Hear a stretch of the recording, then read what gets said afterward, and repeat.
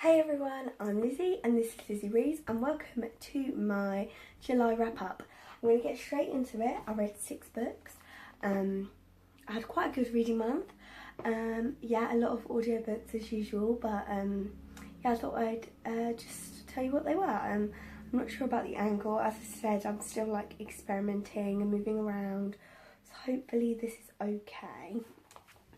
The first book I read in July was a buddy read, and I buddy read Scythe by Neal Shusterman. It's the first in the Arc of Scythe trilogy. I buddy read it with Minx Laura 123, and she's so nice and friendly. And I really enjoyed chatting to her about this, and she actually sent me the second book, which was really lovely of her to do, and I've read that this month, but you'll see that in my BookTube on wrap up. Spoilers. And I really enjoyed this. I'll just tell you a little bit about it. It is set in the future where mortality, basically the only way to die is by getting a professional scythe to kill you, or you don't get them to kill you, they glean you, that's their way of killing.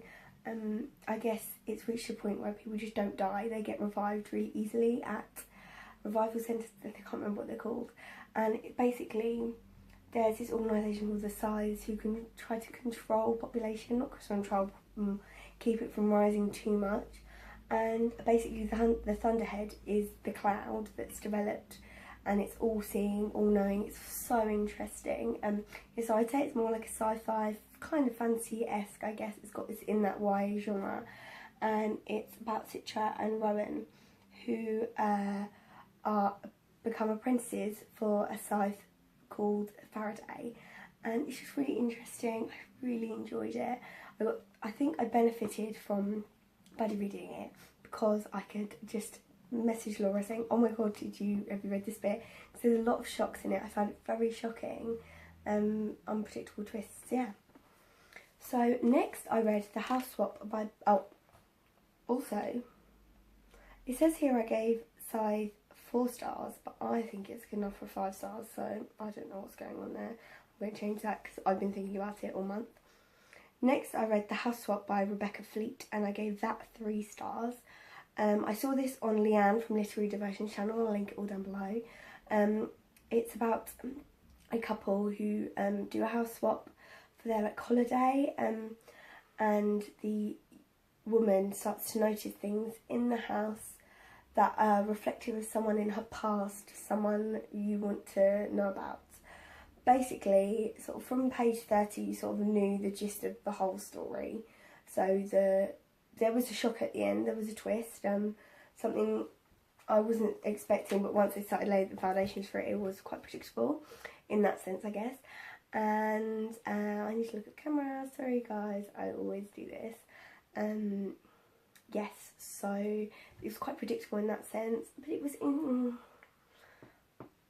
I was going to give up, but then I thought, I paid like 50p to reserve it at the libraries, and I thought, oh yeah, I'll read it, but it was just like a boring domestic thriller, like it was so boring, and I was really pushing through it, and I should have really DNF'd it, no matter that I paid the 50p, but I didn't, so. Next, I listened to I Am Malala, the story of the girl who stood up for the Taliban and stood up for education and was shot by the Taliban, by Malala Yousafzai, I think that's how you pronounce her name. This has been on my radar for a while, but a few months ago I spoke to my uni friend Victoria Wilson, I'll link her channel down below, and she'd read it and she said how how much she was sort of enjoying it, and I really wanted to listen to it, so I did. I just picked it up on a whim, and it was so insightful. I thought it was so interesting and engaging, and it's all sort of like the moment where Malala is shot by the Taliban. She's quite a famous figure, I'm sure you might have heard of her, but if not, she was shot by the Taliban for standing up for education, and she's written a book about it. It's quite late on, the point where she gets shot is quite late on, so a lot of it is pre and build up. So much stuff I didn't know, so much culture and history I didn't know. And yeah, I was really, I found it actually really vivid. The description was really vivid, and yeah, I could really picture what was going on. Yeah, so I gave that 4 stars. Yeah, I can't remember why 5, but it just wasn't like the best, obviously, I don't know.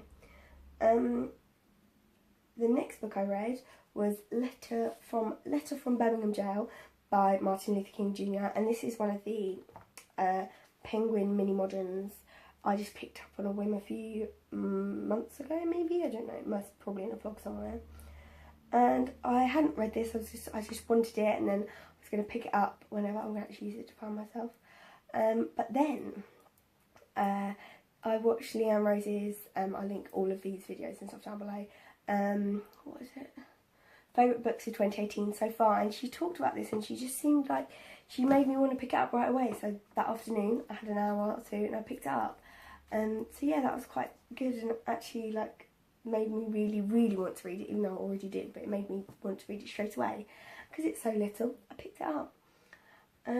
Yes, so when Martin Luther King was in Birmingham Jail, he wrote this letter due to 3 clergymen, 3 priests, clergymen, 3 clergymen who said that to try and improve race relations, I'm not sure I'm getting this quite wrong, my terminology is not always correct, it should be done in the courts rather than on the streets and through protest. And I think it's really interesting. And the second part is the 3 dimensions of a complete life, and I found that really interesting as well. I really would like to actually read more by Martin Luther King, more of his writings and etc. But I will see. I think I'll try and pick some stuff up in a haul soon. Next, I finished, finally, as I've been reading it for 4 months, The Complete Alice by Lewis Carroll, with the original John Tenniel illustrations that have been later coloured in. And this is a beautiful book. It's an absolutely beautiful book. I got it for Christmas a few years ago from my boyfriend. I've been meaning to read it, but because it's so big, I was just like, oh, I can't bother to pick it up, sort of thing. And I remember reading Alice as a child, but probably not finishing. And I know the story, but I wanted to read it properly. And I did really enjoy it. Like, it's so beautiful. It's one of the most beautiful books that I own. Oh my god, that breeze.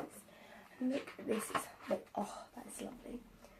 And I did really enjoy it, but I think it wasn't my favourite of this sort of like classic children's. It's just not my favourite of those kind of stories. It is the weirdness and the craziness, like, sometimes isn't what I wanted to read at this moment in time, but I can appreciate it. So I gave it sort of 3 stars because I did really enjoy it, but I don't know, the nostalgia just wasn't hitting me like it normally does, like when I read My Beautiful Peter Pan, for example. Another gift from my beautiful boyfriend. Another beautiful gift from my boyfriend. I mean, he's lovely, but look at that. Oh, I've got to read this again soon. Got to.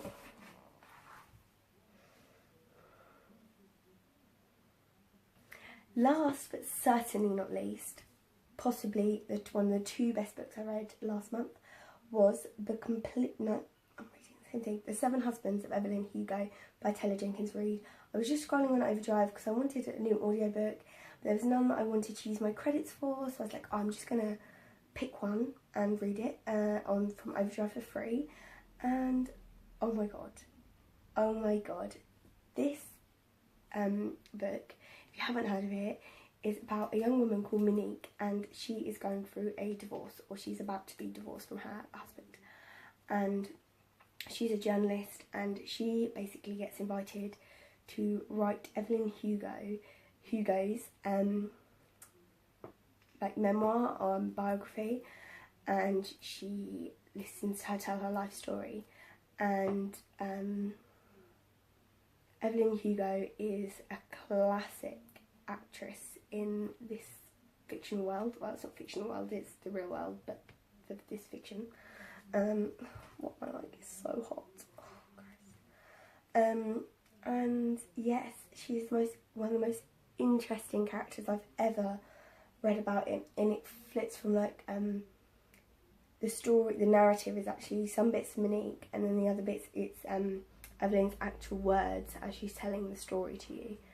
And oh my, this is amazing. I enjoyed it so much. I was so connected to the characters. I was interested. It was atmospheric. Oh my god, I was just willing for it to just to continue. And when it ended, I was just like, oh my god. I know it's very well loved on the BookTube community. I think Aprilis Maximus and Chelsea Darling Reads both love it. And I'm sure I've had a few other people talk about it. I really enjoyed it. I highly recommend it. I mean, it's not going to be for everyone, but I hope somebody reads it and enjoys it, because oh my god, I need the physical copy of it on my shelves now. Thank you so much for watching. Please talk to me in the comments, subscribe if you want to. I really appreciate any of it. Thank you so much. Goodbye.